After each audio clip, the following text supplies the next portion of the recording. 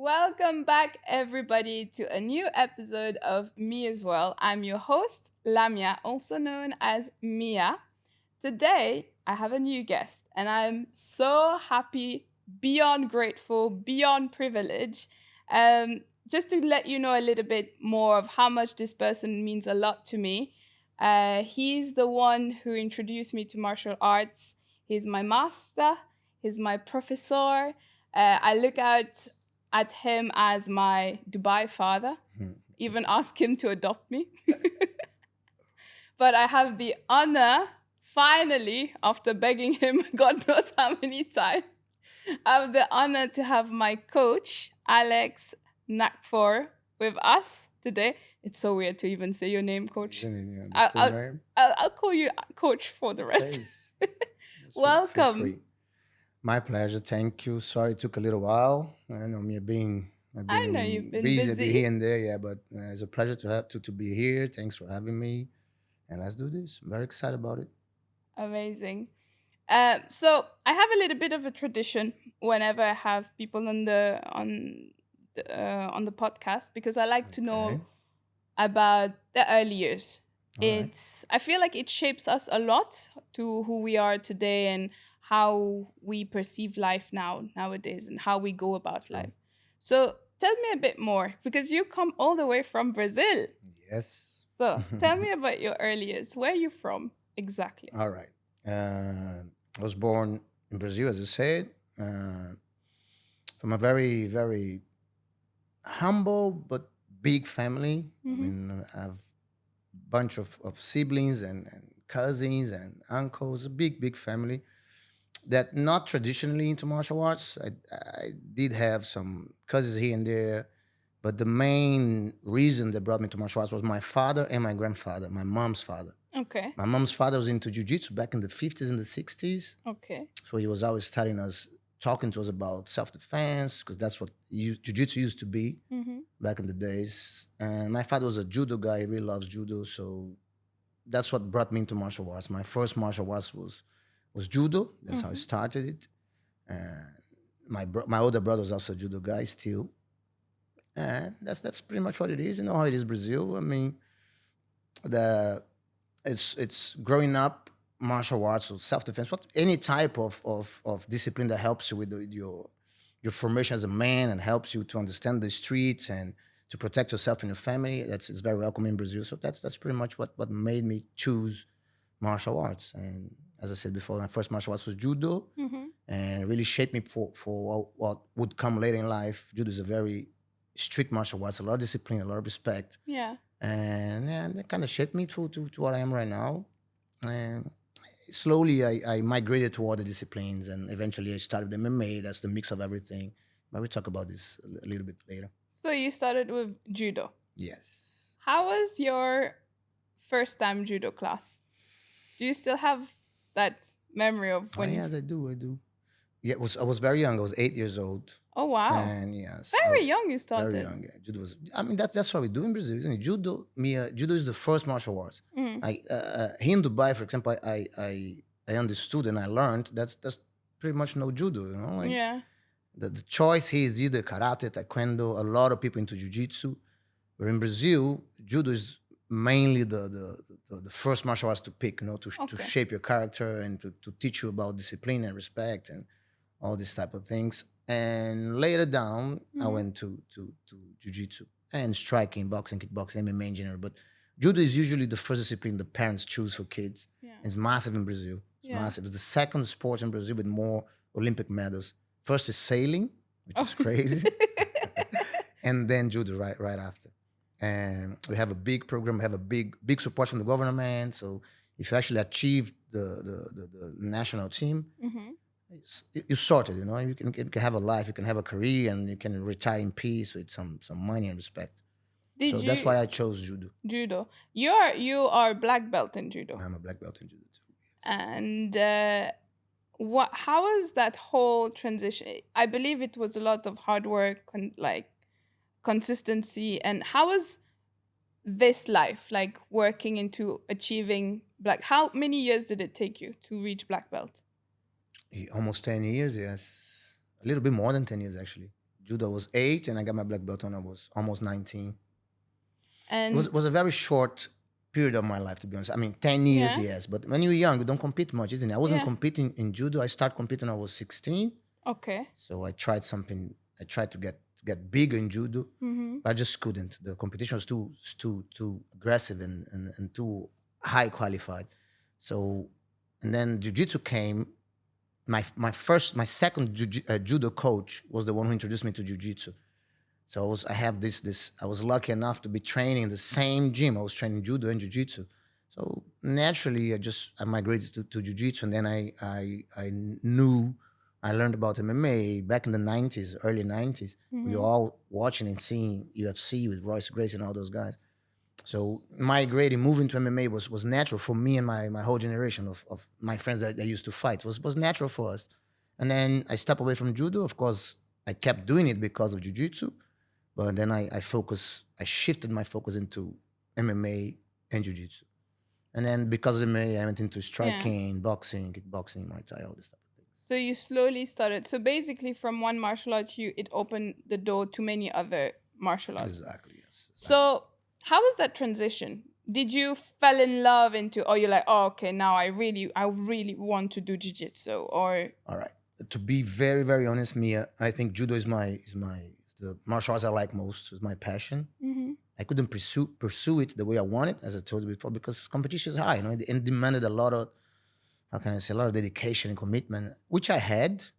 I just think I wasn't good enough. Even though I was good, I think I wasn't good enough for what I wanted to achieve. And jiu-jitsu was becoming back then. I think we are the second or third generation of jiu-jitsu. The first one came in with the old guys in the 50s and Mm-hmm. 60s. I'm on the third generation, I'll say that, in Brazil.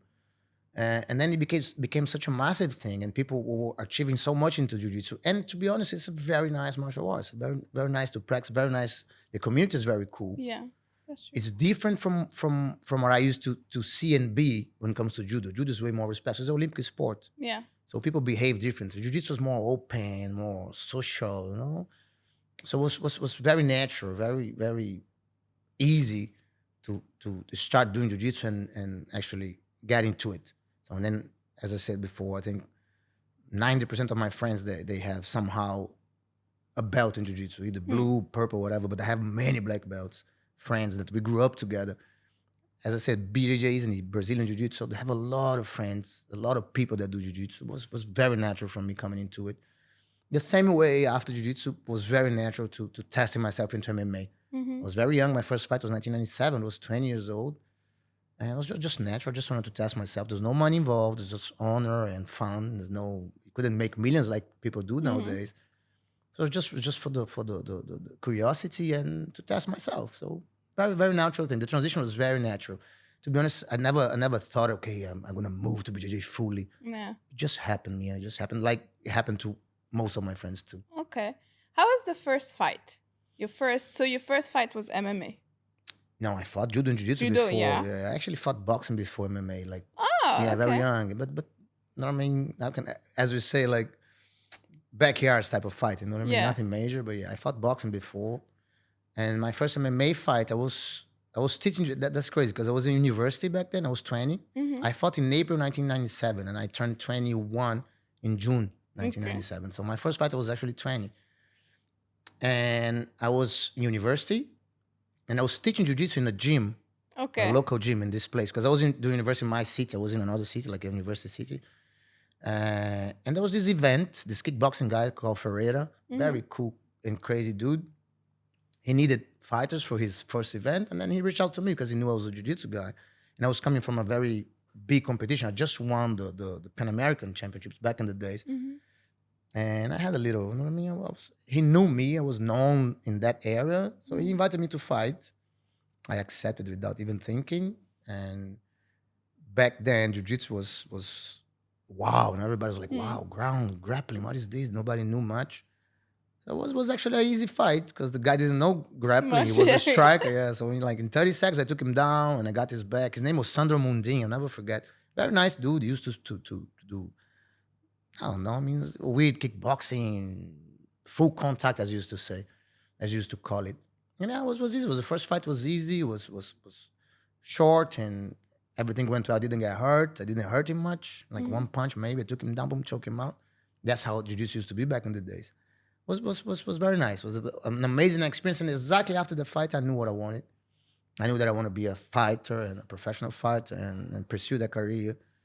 And yeah, things went down the line. So tell me a bit, what would be the fight that marked you the most? All right. MMA, you mean? Yeah. Or overall, yeah. Oh yeah, let's do both. Let's do MMA first and then overall. All right. MMA, I think I fought a big event in Brazil called Jungle Fight. Back in the days again, I think it was 2009. I called what they call Jungle Fight Warriors. It was in a place called Fortaleza in Brazil. The main card, the main event actually was Minotauro's brother. He fought a Dutch guy, I never forget. And that was his last fight before signing up to UFC. Okay. So in the same card, we had Eric Silva, Charles Oliveira. These are all UFC fighters nowadays. Okay. Yeah. So that was that was live. It was a big event. A lot of over 10,000 people watching around that. Yeah, it was my nephew's birthday. It was a live event. I was live on TV, and it was a hard fight. The guy's name is Anistavio Gasparzinho. Anistavio. He was a UFC fighter for a period of time. Not after we fought, he actually got into UFC. Yeah, it was a hard fight. There was a lot of pressure because I was coming from the first win on Jungle Fight as well, and I had aspirations to fight for the title. Yeah. So that, in terms of meaning, I think this fight was the most important for me.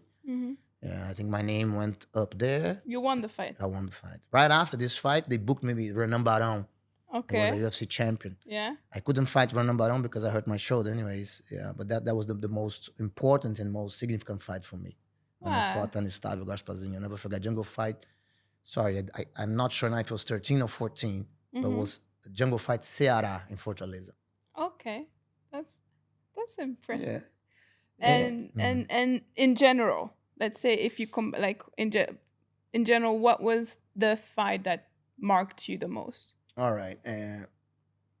I had this big gap when it comes to jiu-jitsu, right, Mia? Because I fought a lot in the 90s, coming up to my black belt. I got my black belt 2001 in jiu-jitsu. I was living in Hawaii back then. And in 1997, I was Pan American champion. Okay. Right?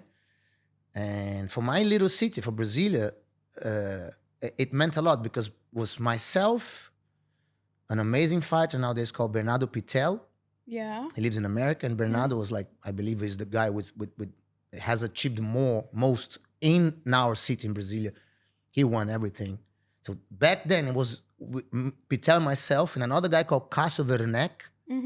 Cássio is also in California nowadays. We are the first ones to get a title, a gold medal to our city. Yeah. So it represents a lot to me. This fight, this tournament was amazing. I was 20, 21. I was in very good shape. So I fought like 6 fights that day, and I won. So I got back to Brazil feeling amazing. I was in America. And then 1999, I fought the Nationals in Brazil, and I won too.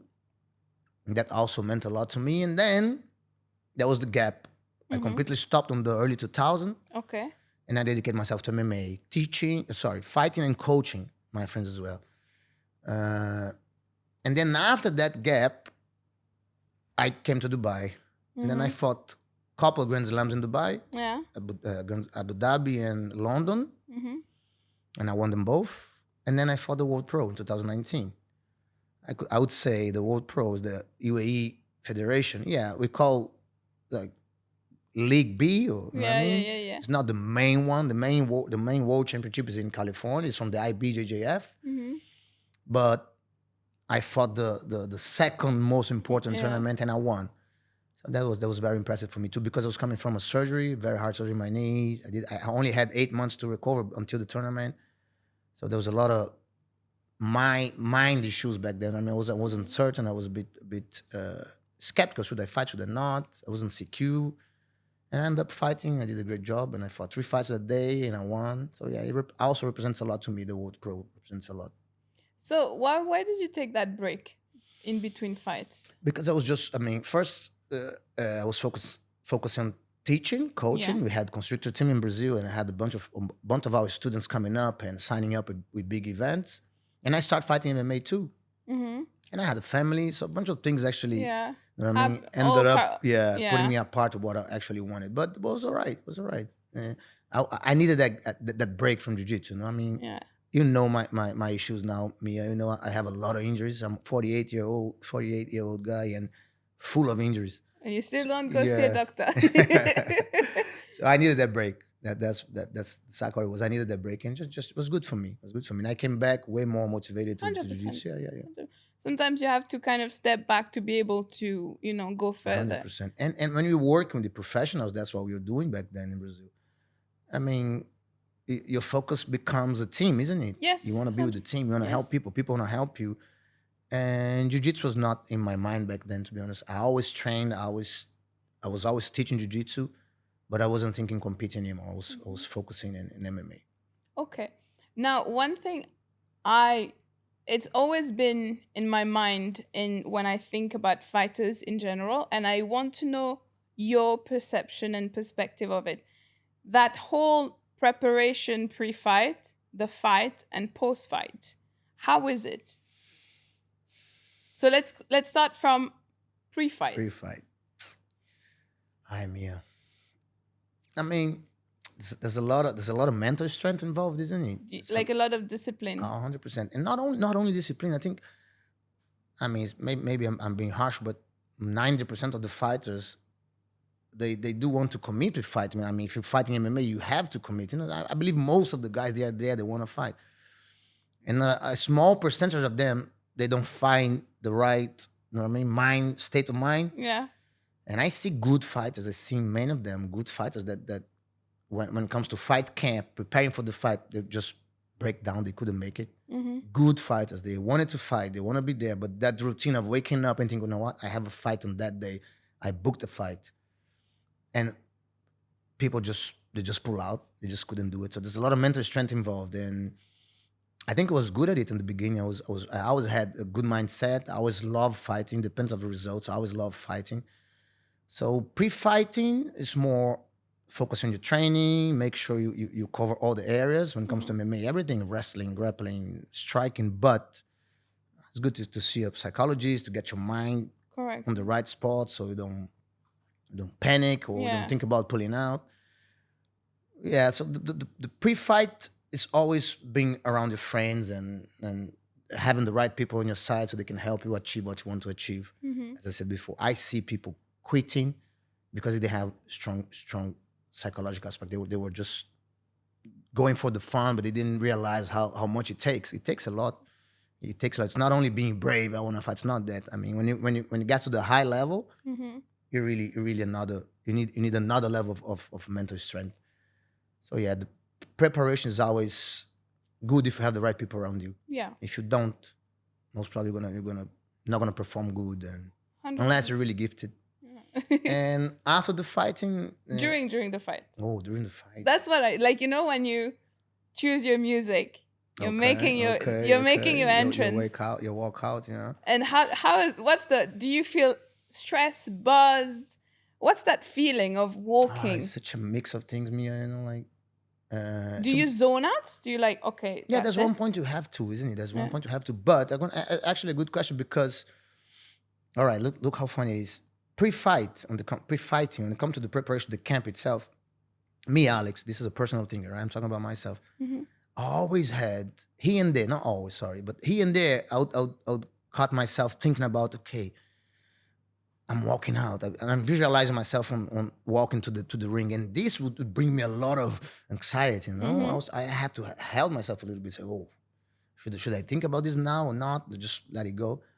But yeah, walking out, I used to think about between rounds, or sitting on the stool. Okay, we fought the first round. So these are all, I'm sorry to say, but these are usually thoughts. You should get him out of your mind, because they don't help. Exactly. But yeah, we're human beings.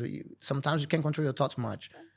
This was the bad part, thinking about, okay, what am I going to do there? I'm going to do that. Oh, what about the walkout? What about between rounds? So I tried to get this away from my mind and just focus on the strategy. And one thing I always did, and I can't remember who told me this, probably my master or one of my friends, or my fighter friends, I always try to visualize in situations, like, what if I'm in this bad position situation? What should I do? How should I keep myself to get out of it, or what if I'm in this good situation, what I should think and do to keep myself in that good spot, blah blah blah. So yeah, strategizing and try to visualize different aspects of the fight is good as well. This happens in the day of the fight when you're there on the changing room getting ready for it. But the actual fight, yeah, you gotta be fully on, aware of space, aware of people around you, but you don't remember much, isn't it? You don't, Yeah. yeah. You It can kind of become flow. you'd become numb almost, Yeah, where I you're mean, just focusing on, I need to get out and I need to true, win. but the real ones, the good ones, they're completely aware of everything, Mia. They don't get numb. Really? And I never got to that level. That's why I couldn't be what I wanted to be. You know, Yeah. I wasn't. Sometimes I fought once here in Dubai when I fought in Abu Dhabi Brave. I can even remember the fight. Really? And after that, I went to a friend of mine. She was a psychologist, and she told me, "Don't you remember?" And I said, "Don't." And she goes, "You're bad then. Psychologically, you're completely bad." And I lost the fight. So the good guys, I could say John Jones and many others, they dare me. You know, I mean, fully. I don't know how to put that in words, but it's just they're aware of everything. I mean, you're fighting here. If someone says something, they have the calmness to look back and say, "Hey," talk to the corner man. Hey, I've been in some situations that I was completely on, and I remember everything, but I wasn't that you know what I mean, the top guy that would always be good. No, I had fights that I lost my mindset and I gassed out. So adrenaline took over. So yeah. And I think it's a big thing because I remember even when we do sparring, for example, in class, just that thought of sparring, you have that sudden. We just did it. We just did a class and everything went well. And then when I know, oh, we're gonna start sparring, you have that nod. You're like, oh my god, oh my god, oh my god, oh my god. And it's just weird because sometimes you can be very good at something, like not very good. You can be good at something, and in the moment that you're put here and you're like, okay, fight, You know that's coming you lose it. completely. You lose your Completely. technique. You're just like, okay, what am I supposed to do now? Absolutely.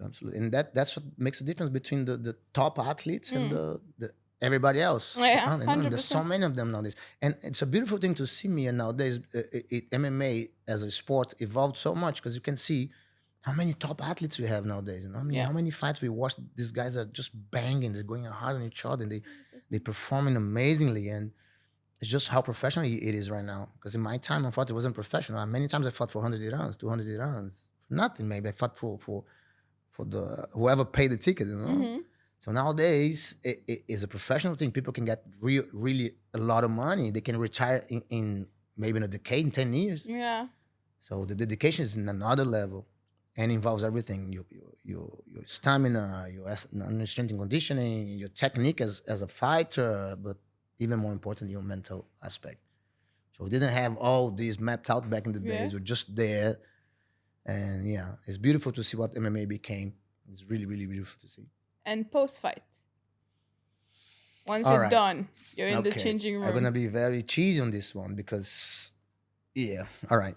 I don't think there's when it comes to realizations that I mean when you feel self, okay, I achieved. I think winning a fight, an MMA fight, oh, it gives you such a good feeling, like an amazing feeling. I have felt many times the victory by my side, and I won, and I just felt amazing. Same time I lost, and I felt, you know what I mean, sad. But winning or losing, that's that feeling. You know what? I went there. You did it. I did it. Winning or losing, but winning is that there are very few feelings that can match that sensation. Very few, Mia, honestly. And I like surfing. I like doing all this stuff in my life that it brings adrenaline into your life. But fighting is still like the top experience I've ever had in my life when it comes to, you know what I mean, achieving something, feeling, okay, you know what, man, now I done, and I'm super happy, and I'm okay with myself. I think that's the feeling that we have after a fight, especially when you win. It's pretty hard to match. And for me, what's something that strikes me a lot, it's like, mainly nowadays, if you want, or like you mentioned, it's very easy for people to give up, to be like, I lost, I give up. That's it. It is. What do you think makes the difference with someone that gives up and someone that says, okay, I'm going to go back, do it again? Like, what was the driving factor for you to, let's say, when those moments when you lost you lost fights and you were like, okay, you know what, I actually gonna go back. And do it again. Yeah. All right, that's okay. I might be repetitive here. First, I like fighting. I Mm. always did. Mm. I was an aggressive kid, not at all. I was actually very soft growing up. But I was raised in a community that really hardened me up. You know what I Toughen you mean? up, Yeah, yeah. toughened me up. And it was a very natural thing to try to test myself. And I mean, what else can we do if not fight? Isn't it to test yourself as oh, if you want to be a man or become a man, whatever. I think fighting was the thing that I found myself. Okay, I like to do this, and I want to try. And after going back after losing a fight, I think that two main aspects. I already spoke about one of them. That's the mental aspect. You know, what I Mm-hmm. mean, every time I lost like 5 or 6 times, and every time I lost, I said, "Man, I need to get back. I need to win. I need to win, just to get that feeling again. Ah, I want to win. Then okay, I won. I'm good." But there also a big part of it is your team. Okay. You know what I mean? Yeah. People around you, your coaches, your partners, your colleagues, your people that train you to every day, that know you every day. If you have a good team around you, I'm pretty sure they're gonna motivate you, and For they don't sure. even need it, isn't it? Just being training your hard guys every day, guys that being achieving, that being winning, that being investing in their career. I mean, there's nothing that can motivate you more than that. That you see your friend that you grew up with, that you've been training every day, achieving. Oh man, this guy is winning. He's going places, or he Mm-hmm. signed up with a new event, or he's getting some money now. Again, I'm gonna repeat back my days. There was no money involved. Even when I fought on Bravey, I think I got what 5,000. That was it, which is good money. Mm-hmm. But yeah, I think that's two main factors. The psychological aspect, you really have to want it. I really want it, and people around you, your team, your family. Like I was very, very, very lucky that I have a beautiful family behind my back, always supporting me to do whatever I want to do when it comes to martial arts and all this stuff as well. But yeah, I think that mainly these two things, these two factors: your team behind you and your mind. Yeah, and I agree. It's beautiful to, I mean, I know we've talked about it like behind cameras, but it's just nice to listen to your journey because it's not an easy journey. People think it's just like, yeah, it's one fire. It's a long and tough and rough, but It yet is. beautiful journey, you It know? is a lot of dedication, a lot of time that you invest, and a lot of injuries, a lot of pain, a lot of not only physical pain but mental pain. You know, when you lose people, you fight with people. I mean, you disagree with people. It's a team, isn't it? We're working 100%. together to get Yeah. better, and then all of a sudden, one of your colleagues, a teammates, leaves. He has a disagreement with your coach or with another teammate, and then they go to another gym, and it happens in all aspects of life. But again, it's fight, isn't it? It's fighting. It's you, it's your friends. You're fighting to each other. Actually, I don't know. Fighting is such a raw type of experience, you know. And we can talk about sports in general. As I Mhm. said, oh, you asked me about winning or post fight, and I say, oh, winning is amazing. Yeah, if you win a Champions League, must be amazing. If you win an NBA, Yeah, but this 100%. this is a group activity, you know, Yeah. teams. When you fight alone. You fight against someone else, and your team is behind you, giving you all the support. And if you lose, your friend's gonna feel bad as well, you know. Yeah. So yeah, I believe fighting experience is different from many other sports. Even those, even those that you go like tennis, that's you against your opponent. I Mhm. don't know. Fight is just different, you know. Just different. 100%. I agree. So then, when did you move in Dubai? I moved in 2014. Wow. It's been Yes, a 10 years already. while. Yeah, 10 years in November now, October, something like that. All right. And what did you start doing here? And what brought you to All Dubai? right. I was working with, as I said, I was coaching in a team in Brazil called Constrictor Team. All Okay. right. Yeah. And few UFC fighters, Rani Yaha, Paulo Thiago, Renato Moicano, Francisco Trinaldo, Luigi, and then the one championship bantamweight champion, Adriano Moraes, Ronda Jr., Gilberto. There's so many of them, and I was head coaching Mm-hmm. Rani Yaha. Okay. I came to Abu Dhabi with Rani in 2013 Mm-hmm. to the UFC. And I was on his corner. I was the head coach of that camp, and I was head coaching Adriano Moraes, the one championship champion back then. Mm-hmm.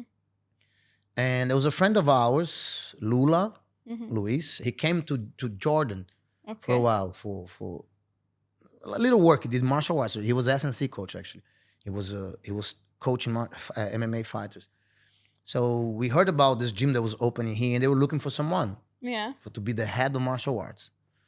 And then Lula referred me, and then they got in touch, and then they checked me out. And back then, you're doing a good job with these fighters, and as I was head coaching them, they brought me in for an interview, Mm-hmm. and from then everything went straight and nice, and then I got the job.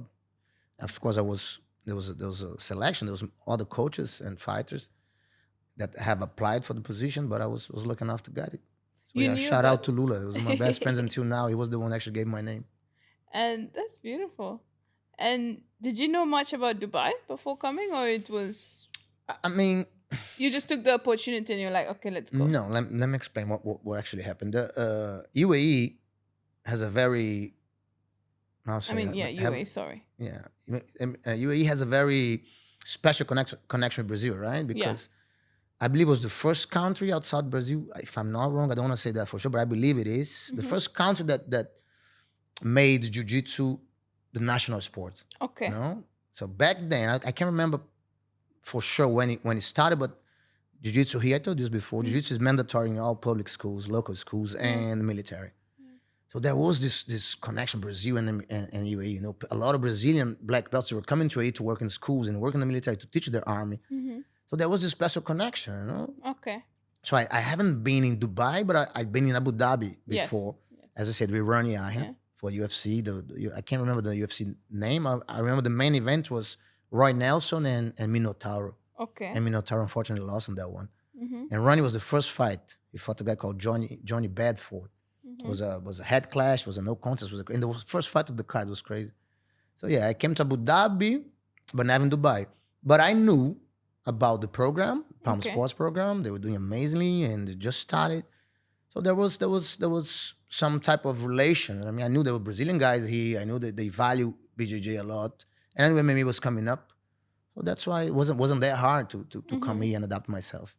But I must say, when I first came, they offered me the position I got was head of martial arts, whatever. Mm-hmm. But they didn't lie to me. It was just the situation back then. They said, Alex, you know what? You're going to manage a professional team.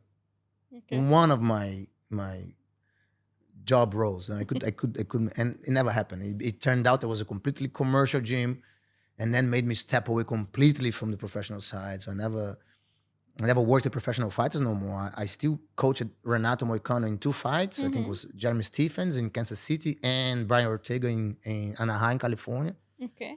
And Adriano in 1 more fight, I believe. And that's it. And then I became a coach in Dubai, or head coach, or martial arts manager, whatever you want to say. That's why he's my coach. So how was this journey as coach in Dubai? How did you feel having that community that look out to you? I mean, coaching martial arts, it's in our blood, isn't it? It's pretty much what we are. You know, I really love it. I love to see people progressing technically. I love to see people getting stronger mentally and understanding what martial arts is. You know, I understand everything that comes with it, like the respect, the discipline you should apply, and all that.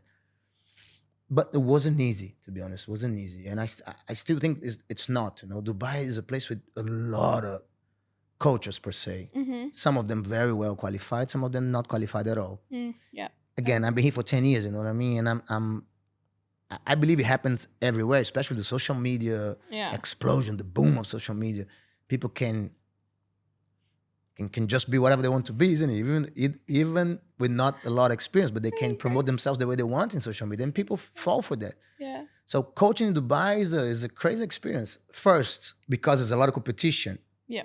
And it's not fair because not everybody's qualified. But I'm sorry, you know how I am with the looks. They have the right looking, the good look, and this and that, and they know how to promote themselves. They can achieve, and they can gain more students and more. How can I say? They can be more celebrated and recognized than coaches that actually done a lot of work. Yeah. You know what I mean? That grew up on that thing. They actually know martial arts inside out.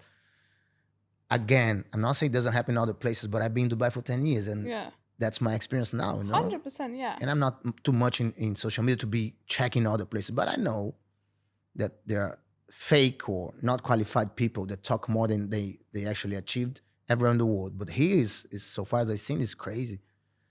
People just crazy here. They really, I mean, you see people that I can teach boxing, MMA, jiu-jitsu, kickboxing, blah, blah, blah. They can teach everything. I've seen. And it's pretty hard. It's pretty hard to go and check them out. To check everyone. Okay, can I see your credentials? Can I see you what have achieved? We don't do that, do we? So let them be. And the community itself, the community, because it's a transitory place. There's a lot of people coming and going from Dubai. Yep. So it's pretty hard to get the followers, people that actually gonna stick with you. In Brazil, I only have one master, one coach, my whole life. Wherever he went, I went after him. And in Dubai, it's very, how can I say? It's about location, isn't it? If you move a little bit far east, nobody's going. If you're a little far west, nobody's going. So it's about being close to people physically, location-wise, not about closer to their hearts and to the mind and everything you taught them or everything you implement in their lives, and that was a bit disappointing for me. Yeah, I was, that I was 7 years in a company in Dubai, working the same company for 7 years, and I had a massive number of students. Yeah. Massive. Jiu-Jitsu, kickboxing, MMA, I had a bunch of guys. And it was a bit confusing because it was the when I left, it was a bit confused because it was the pandemic time. Yeah. I didn't know if I would stay in the country or I would leave. And for first I would leave. And then I actually ended up staying. And those guys that I trained for 7 years, 6.5 years, we totally went apart. We never seen each other anymore. They chose another place to go because it was closer. I don't blame on them fully because, as I said, I wasn't very clear in my position situation. I wasn't clear because I didn't know. Yeah. I didn't know what I was about to do. It was pandemic times. Everybody was uncertain. Yeah, it was just a bit disappointing. And we just went through a new situation in our lives now with Jerson. I'm not even talking about myself. I talk about Jerson. Jerson was with us for 2.5 years and then he left. And now he has a completely different community and different people.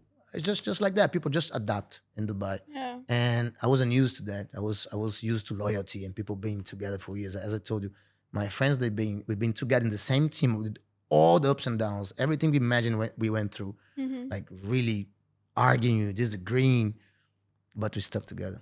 Yeah, I agree. In Brazil and me, I mean, fighting it's not like, okay, today I fight with you, I'm training with you, and tomorrow I'm going to train another coach. And unless you're professional and there's money involved, okay, you have the right to choose what's best for you for your family. But in our level, the level here in Dubai that I've been coaching people with their jobs, that they're only doing this for fun.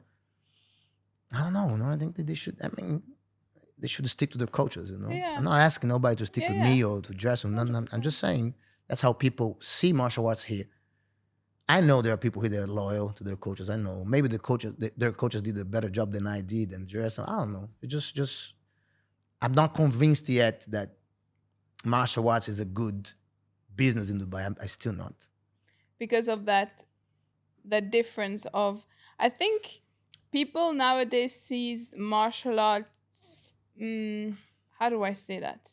There's little people who are really passionate about and really into martial arts than the real ones that are actually interested about it, who wants to be fighters, who wants to build community, it's two different worlds. You have certain people that does martial arts because for them it's a sort of cardio, and then you have people that does martial arts because they truly like it and they like the step, the progress, the step by step, how you go and you grow as a person. Like, that's exactly what it is. I think martial arts is all about progress, isn't Yeah. it? And what comes along with it is the community that you build. Exactly, 100%. And your friends that you acquire during those times, the people that you train together every day. That's what martial arts is. I mean, you evolve, you progress technically, but you met people, and Exactly. these guys they become close to you because again, it's such a rough experience being training and fighting every day. Between injuries and all these that you go through, and I just find too easy for people to let go here. Yeah. Here. They just let go. But let me tell you something, Mia, that's even more impactful nowadays when it comes to martial arts MMA is a trend now, isn't it? It's a trend. Yeah. Same way we had CrossFit Because back of in the days. We had now still CrossFit yeah, and all yeah, these yeah, guys yeah, doing the yeah. cardio and all this like high rocks and all that. And martial arts became such a thing. Nowadays we see a lot of people, they want to be fighters.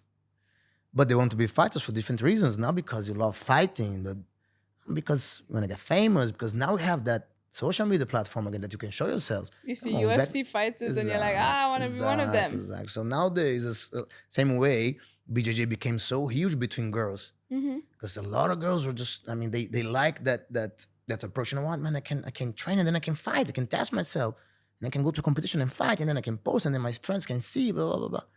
I'm not against posting. I'm not against social media. No. I think it's a beautiful tool to promote yourself. I just think that martial arts is more about value than than showing off. And 100%, I agree. you will show off. Yeah. We all have this in our. Of course, I like to show myself off. If I do something good, I want people to see. Of 100%, course. I agree. But back in the days, we didn't have any other way to show ourselves besides step in the arena, isn't it? Yeah. Being a mat to fight jiu-jitsu in a dojo, or being a ring to fight boxing, kickboxing, Muay Thai, or cage to fight MMA. That was our platform to show ourselves and our skills. Nowadays, people just can hit some bags and look good in the bags and the pads and then the post, and then they actually fighters, isn't it? If you see someone hitting a bag in a beautiful way, the nice form and technically good, immediately gonna assume this guy's a fighter. And it takes way more than that to be a fighter. You know what I mean? It's not hitting pads or hitting the bags or doing a couple of classes or few classes or even training for a year or so. To be a fighter, it requires more than that. So they're confusing nowadays what is actually be a fighter and what is to, how can I say, act like a fighter. Yeah. And again, it's not me being frustrated. No, this is just talking facts over 100%. here. And I respect them all. I respect them all. I respect those that like to just hit the pads and, I don't know, just do this as an exercise. But I can't respect a guy that is not a real fighter, but they being acting like one, or I agree. show himself as a fighter. 100%. I completely agree. At the end of the day, everybody has their own reason why they are doing martial arts or why they train martial arts. And to be completely honest with you, I started martial arts because one day I had a conversation with my mom when I was younger. And she always told me, she's like, because I used to be very closed. Like whatever I had feelings or whatsoever. You didn't say. Everything was inside.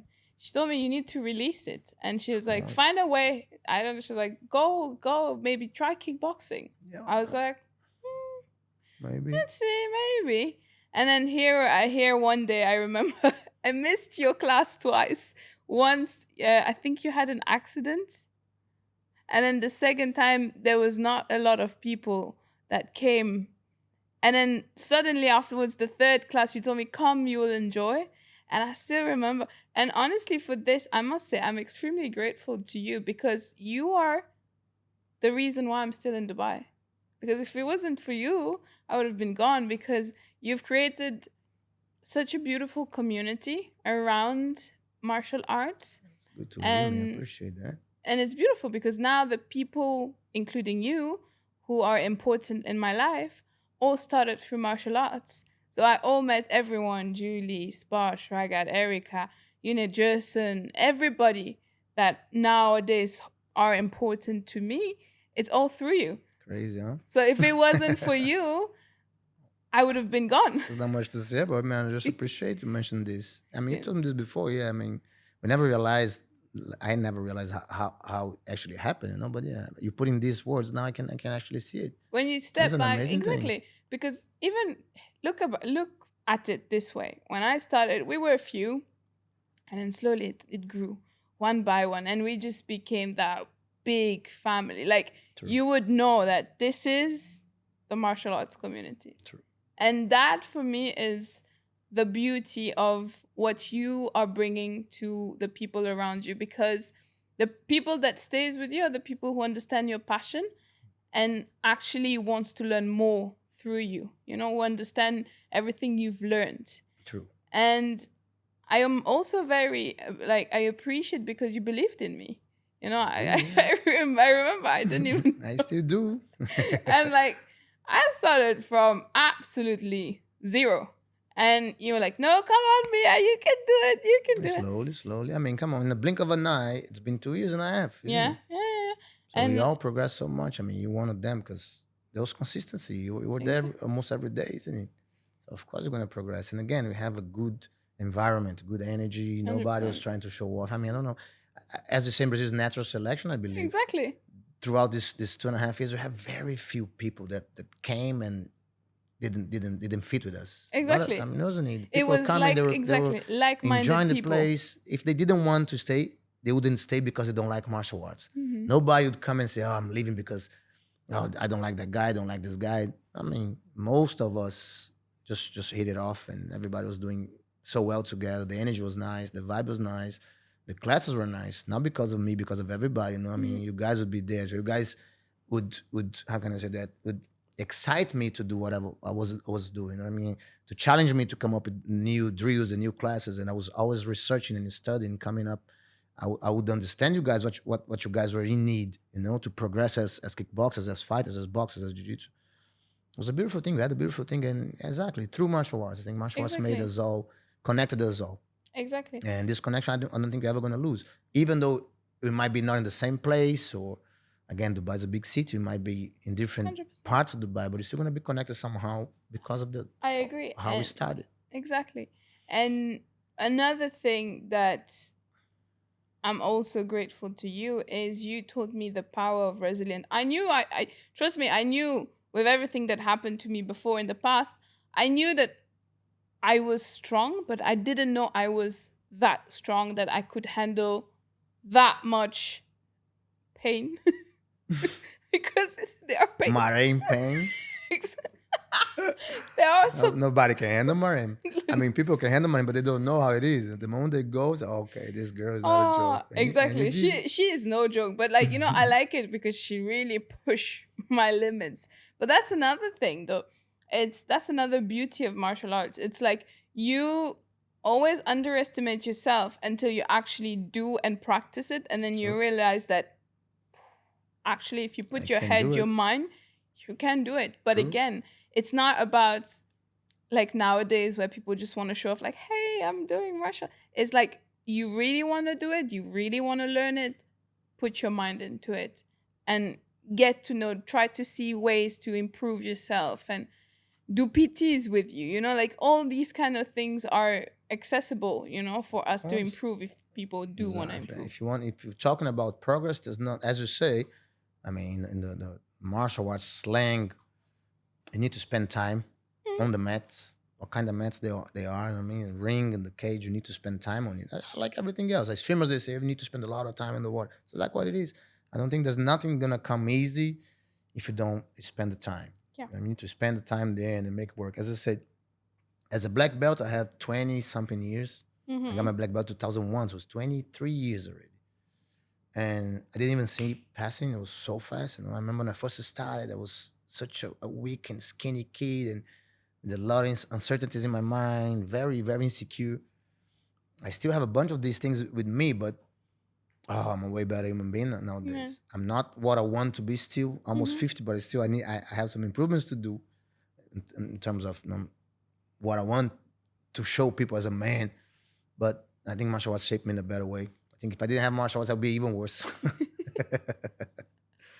But yeah, and I really admire your journey and the fact that you know you're saying at your age you want to improve yourself. It's beautiful because it's a good lesson to say that there's no limit for improvement. No, no, not at all, You not at all. you can improve whenever you're ready to improve. 100%. You know? Life hits us until there's no cap on that, isn't it? Yeah. You could be 70 years old and maybe one mistake that you do could be silly stuff, and the repercussions might be bigger than you actually think. So there's always time to improve, and martial arts gives you a little, how can I say, a little setup, Mm-hmm. or maybe a little, I don't know how to say in English, but yeah, maybe martial arts helps you to bring that experience you have in the dojo to your real life. Mm-hmm. Many times I I've done things that I didn't want to do it, in my outside world, not in the martial arts aspect. And then they hit me so hard. I said, listen, man, I mean, I have many students and friends that I've been coaching, and I've been telling them what to do when it comes to this situation. And now I'm doing completely wrong outside. And that's being a coach. And it also evolves this. I need to get better outside of the mats. So it's a learning process. I don't think you're ever going to be fully satisfied with yourself. Never, Yeah. never, never. But again, as I say, martial arts kind of covers a big gap when it comes to 100%. personality and character. Yeah. Yeah. It helps you to be better. Of course, you're never going to be, as I said, never going to be fully satisfied with yourself. But yeah, if you go through those experiences you have in martial arts and the people that are around you, it definitely makes you a better person. Definitely makes you a better person. Different, but for sure. The moment you do martial arts, like playing music, isn't it? Or any Yeah. type of sports, you're different. I'm a musician, so it's not a regular being. I mean, music it takes so much, and martial arts is the same. If you choose to be a real martial artist, a better person, a good person, you're never gonna be the same. It doesn't mean you're better or worse than anybody. You're just a different person.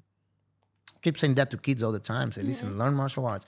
If you're in primary school, and then it happens to me. I mean, I have many friends who were doing judo back then, and that in school would say, in primary school, your young kids would say, man, that guy is different because he does judo. What is judo? Wouldn't fear him, but would look him differently. 100%. And I keep saying that to all kids that I teach. Listen, martial arts is going to make you different. Not better, not worse than nobody, but just different. And those kids are going to see you differently. And this is a skill that you're gonna carry forever. I'm never going to forget it.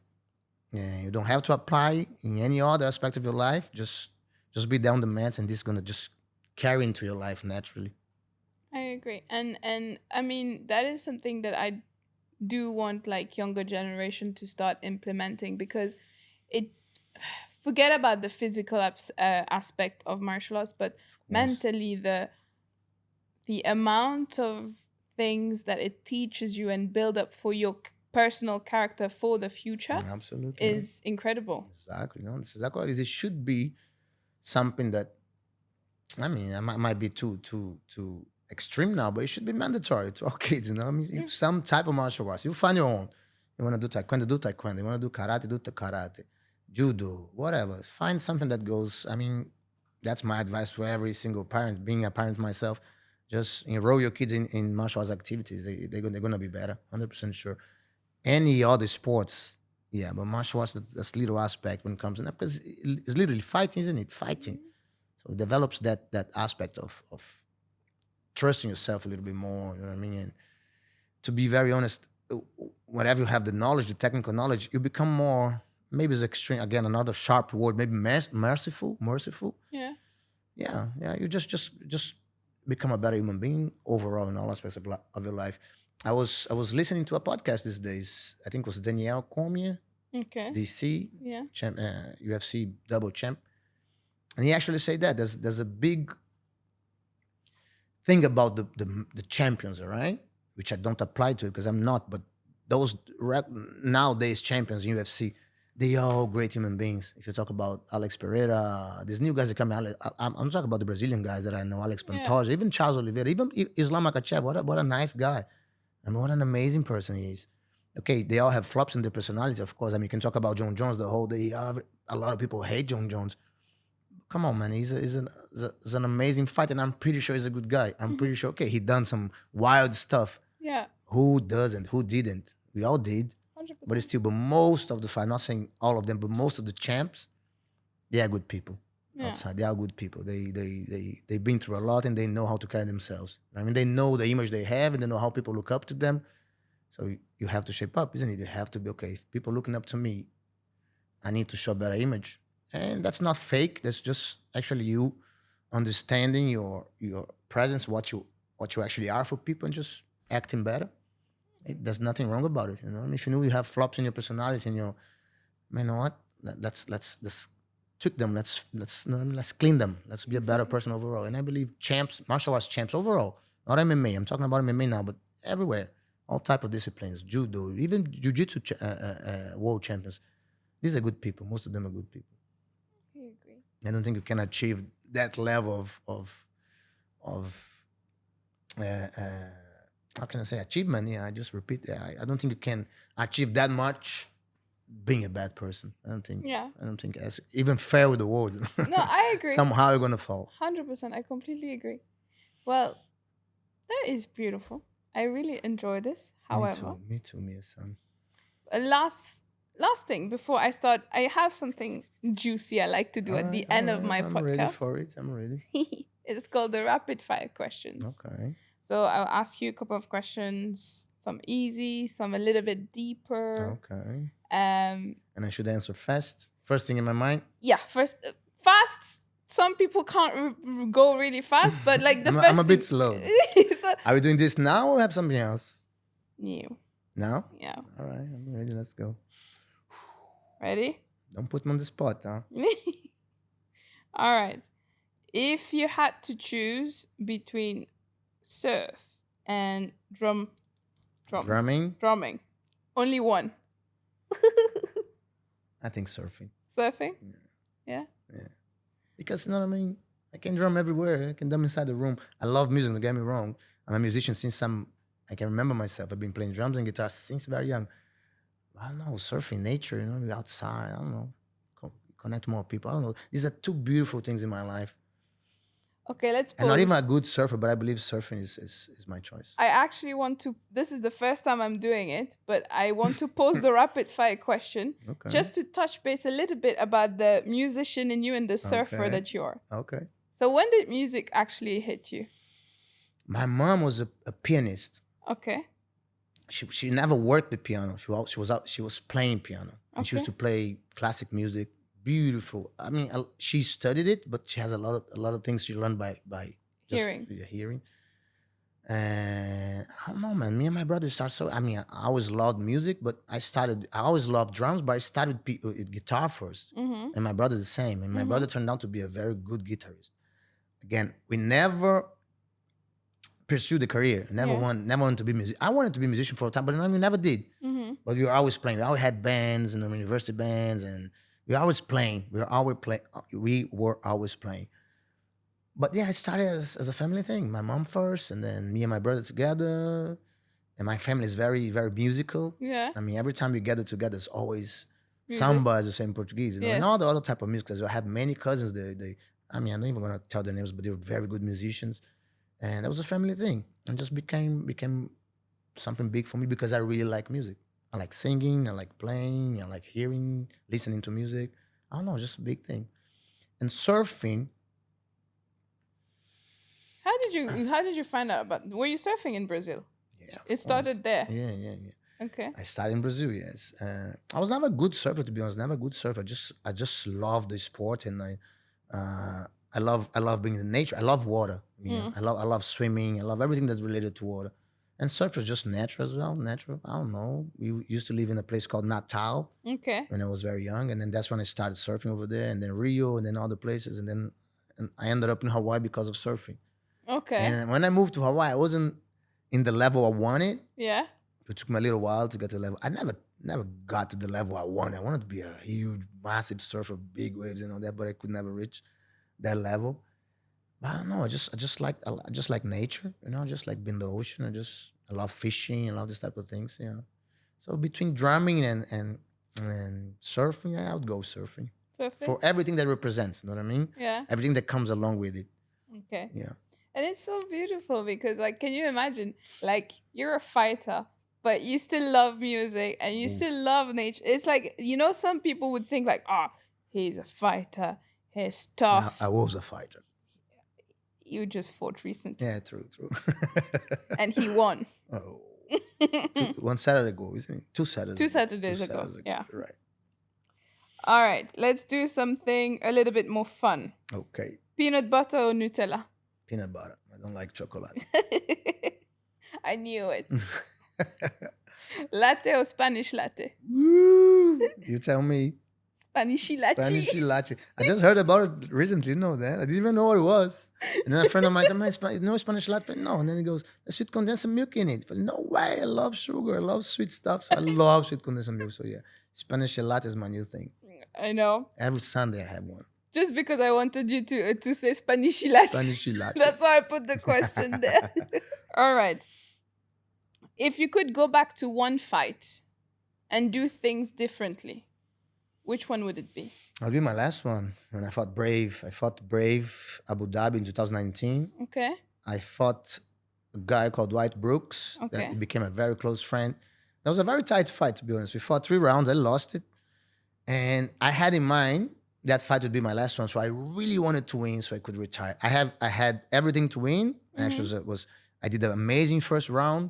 I think it was 10-8 because at the end of the round, I was on top of the time. I had good control, ground control. He was bad on striking, but I got good ground control. And the end of the round, I tried an armbar. Was a very bad armbar. But I tried just, it was 10 seconds just to change position. And then he jumped into my back and he elbowed me in my spine. It was terrible. And then the referee deducted 1 point. So it was 10-8 in the first round. Second round, I still win, even though it was more competitive. But then I ran out of gas and I lost the third round by knockout, technical knockout, TKO. He didn't punch me in the face. Actually, it was a shoulder punch. I was just so dead. I sat down on the fence, and then the referee came and said, "Alex, you're giving out. You don't even know." I don't know. I want to keep fighting. No, you can't. And then they stopped the fight. I believe in that fight. I didn't have much time to prepare because I got the fight with 12 days notice, and I was in Hawaii now. I was surfing, chilling. I wasn't actually training. So I got back to Dubai. I had 1 week or 10 days to prepare. I prepared. But I think adrenaline hits me in a different way because my last fight was, I don't know, 2013 maybe. Yeah. And then I fought in 2019, 6 or 7 years after. Yeah, I didn't manage well. I had everything to win the fight. Technically, I think I was a bit better than him on the ground aspect. Overall, MMA, it was his second fight, and I had a bunch of fights already. I could have won that one. If I would go back, I think Brave would be my retiring fight. It would be amazing if I could have won that one and step away from the fighting game. Until now, I'm 48 now, and I want to fight again so I can win and retire in peace. Because I'm not in peace. You can still fight, coach. We will still be here to support. Nobody gonna give a 48-year-old fight nowadays, MMA especially. If there was an event, whoever's watching this podcast, come on guys, just create a old people MMA over 40, over 4 years old MMA event. Imagine that. Please get in touch with us. Come on, write in the description if you're up for it. Let's make it happen. Old people MMA event. That would be so awesome. good, actually. There's so many good fighters in Dubai. Old guys. But over 40. That would be so good. Imagine like old fighters coming back on the mat. That would be amazing. On the cage. I would love to fight again and win, of course, so I could retire in peace. It's okay. It is what it is. Okay. Sorry, that wasn't rapid. That wasn't fast. I dragged the answer too much. It's okay. It's all fine. What advice would you give to the new generation starting martial arts?